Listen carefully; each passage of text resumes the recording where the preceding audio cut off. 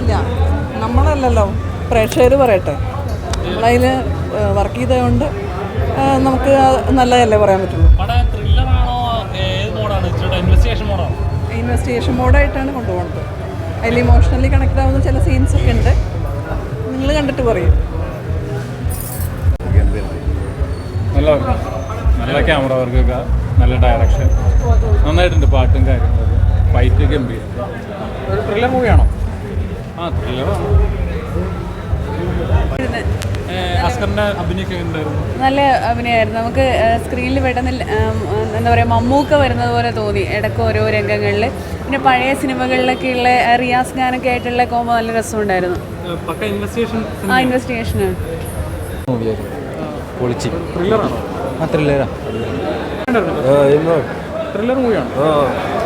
നന്നായിട്ടുണ്ട്, സൂപ്പറായിട്ടുണ്ട്.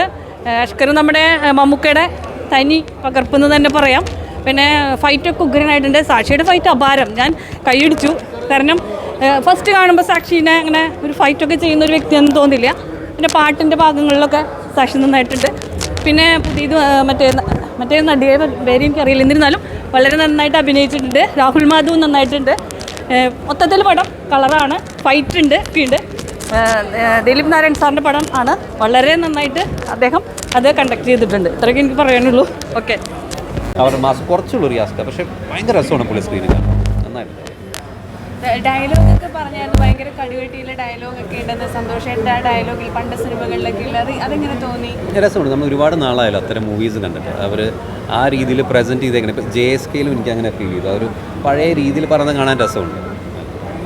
Okay, thank you. Ashkar നല്ല രസമായിട്ട്, വളരെ മിതത്വമായിട്ട്. ഞാൻ ആക്ച്വലി അധികം സിനിമകൾ കണ്ടിട്ടില്ല അഷ്കറിൻ്റെ. പക്ഷേ ഇന്നത്തെ സിനിമ കണ്ടപ്പോൾ എനിക്ക് എന്താ പറയുക, ഒരു നല്ല ഫീല് തോന്നി. പിന്നെ ഈ സിനിമ എന്ന് പറഞ്ഞാൽ എല്ലാം ഉണ്ട് കേട്ടോ. നല്ല ആക്ഷനാണ്, ആക്ഷൻ ഓറിയൻറ്റഡ് ഒരു സിനിമയാണ്. ഇൻവെസ്റ്റിഗേറ്റീവാണ്. പിന്നെ പാട്ടുകളുണ്ട്. അതുപോലെ രാഹുലൊക്കെ എന്ത് രസമായിട്ടുണ്ട്. രാഹുലിൻ്റെ പെർഫോമൻസ്, ഡാൻസ് എല്ലാം ഉണ്ട്, ഫൈറ്റ് എല്ലാം ഉണ്ട്. അപ്പോൾ ഒരു ശരിക്കൊരു എൻ്റർടൈനറാണ്. ഈ ഓണം അടുത്ത് നിൽക്കുമ്പോൾ ഒരു നല്ലൊരു എൻ്റർടൈനർ കിട്ടി. ഇപ്പോൾ തിയേറ്ററുകളൊക്കെ നിറയാൻ വേണ്ടിയിട്ടുള്ള, കാണാൻ വേണ്ടിയിട്ടുള്ള, പ്രേക്ഷകർ കാണാൻ വേണ്ടിയിട്ടുള്ള കണ്ടൻ്റ് ഉള്ളൊരു പടമാണ്. നല്ലൊരു സ്റ്റോറിയുമുണ്ട്. സിനിമ കണ്ടവരൊക്കെ പറയുന്നത് അഷ്കറിനെ കാണുമ്പോൾ ഒരു മമ്മൂക്ക ടച്ച് ഫീൽ ചെയ്തു.